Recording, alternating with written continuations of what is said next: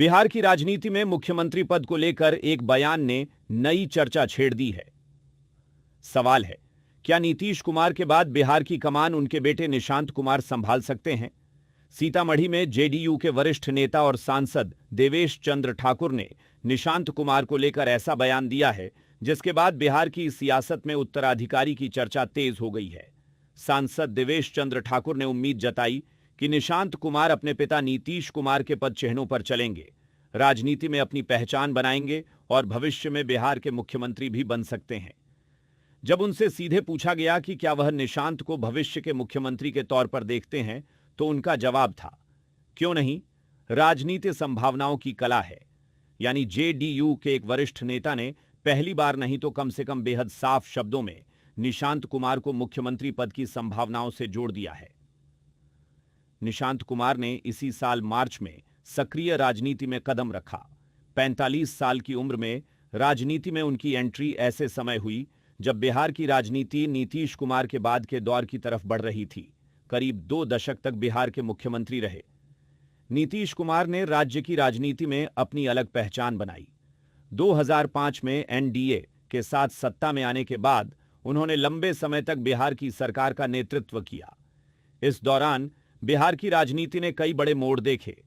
नीतीश कुमार कभी बीजेपी के साथ रहे तो कभी आरजेडी और कांग्रेस के साथ महागठबंधन का हिस्सा बने। 2013 में बीजेपी से अलगाव, 2015 में महागठबंधन की सरकार, 2017 में फिर एनडीए में वापसी, 2022 में एक बार फिर बीजेपी से दूरी और 2024 में एनडीए में वापसी। इन तमाम राजनीतिक बदलावों के बीच एक चीज लगातार बनी रही और वह था नीतीश कुमार का सत्ता के केंद्र में बने रहना। यही वजह है कि नीतीश कुमार के बाद जेडीयू की राजनीति और बिहार में पार्टी की दिशा को लेकर लंबे समय से सवाल उठते रहे हैं। शुरुआत में निशांत कुमार को सक्रिय राजनीति से दूर रहने वाला और शांत स्वभाव का व्यक्ति माना जाता था। सार्वजनिक जीवन में उनकी मौजूदगी भी काफी सीमित रही, लेकिन मार्च में उन्होंने सक्रिय राजनीति में कदम रखा और इसके बाद घटनाक्रम तेजी से बदला। नीतीश कुमार ने मुख्यमंत्री पद छोड़कर राज्यसभा की राजनीति की ओर जाने का फैसला किया। इसके बाद बिहार में सत्ता और जेडीयू के भविष्य को लेकर चर्चाएं और तेज हो गईं। इसी दौरान निशांत को राज्य की नई सरकार में बड़ी भूमिका दिए जाने की अटकलें भी सामने आईं। शुरुआत में उन्होंने उप मुख्यमंत्री बनने का प्रस्ताव स्वीकार नहीं किया, लेकिन बाद में जेडीयू नेताओं और कार्यकर्ताओं के दबाव के बाद उन्होंने मंत्रिमंडल में शामिल होना स्वीकार किया। आज निशांत कुमार बिहार सरकार में स्वास्थ्य मंत्री हैं। यही सवाल अब बिहार की राजनीति में सबसे ज्यादा महत्वपूर्ण हो गया है। निशांत के राजनीति में आने के कुछ ही समय बाद उन्हें मंत्री बनाया गया और अब जेडीयू के वरिष्ठ नेता उन्हें भविष्य के मुख्यमंत्री की संभावना से जोड़ रहे हैं। देवेश चंद्र ठाकुर का बयान इसलिए भी अहम है क्योंकि वह सिर्फ कोई सामान्य पार्टी कार्यकर्ता नहीं है। वह जेडीयू के वरिष्ठ नेता हैं और सीतामढ़ी से लोकसभा सांसद हैं। सीतामढ़ी में निशांत कुमार के दौरे के दौरान जेडीयू कार्यकर्ताओं ने उनका जोरदार स्वागत किया। कार्यकर्ताओं के उत्साह को भी निशांत के राजनीतिक भविष्य से जोड़कर देखा जा रहा है। हालांकि निशांत के सामने अभी लंबा रास्ता है। निशांत कुमार की राजनीतिक पारी अभी बिल्कुल शुरुआती दौर में है। स्वास्थ्य मंत्री के रूप में उनके कामकाज को लेकर भी सवाल उठ रहे हैं, लेकिन देवेश चंद्र ठाकुर का कहना है कि निशांत ने अभी काम शुरू ही किया है। ऐसे में उनके प्रदर्शन का आकलन करना जल्दबाजी होगी। यानी जेडीयू के भीतर निशांत को लेकर उम्मीद जरूर दिखाई जा रही है, लेकिन राजनीतिक विरासत और मुख्यमंत्री पद तक पहुंचने के बीच लंबा रास्ता है। यही पूरी कहानी का सबसे बड़ा सवाल है। नीतीश कुमार ने बिहार की राजनीति में करीब 2 दशक तक मुख्यमंत्री के रूप में अपनी जगह बनाए रखी। उन्होंने सुशासन, विकास, सड़क, बिजली, शिक्षा, महिला सशक्तिकरण और सामाजिक समीकरणों की राजनीति के जरिए अपना अलग वोट बैंक और राजनीतिक आधार तैयार किया। लेकिन अब जब नीतीश कुमार सक्रिय राजनीति से दूर होने की दिशा में बढ़ चुके हैं, तो जेडीयू के सामने सबसे बड़ी चुनौती है। एक तरफ पार्टी के पुराने और अनुभवी नेता हैं, दूसरी तरफ नई पीढ़ी के नेता हैं और अब पहली बार नीतीश कुमार के बेटे निशांत कुमार भी सक्रिय राजनीति में हैं।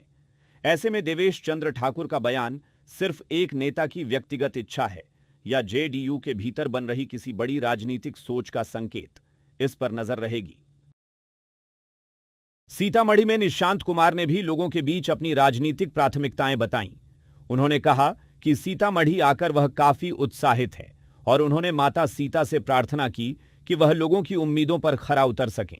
निशांत ने समाज के हर वर्ग के लिए काम करने की बात कही। जन्मभूमि को नमन करता हूँ।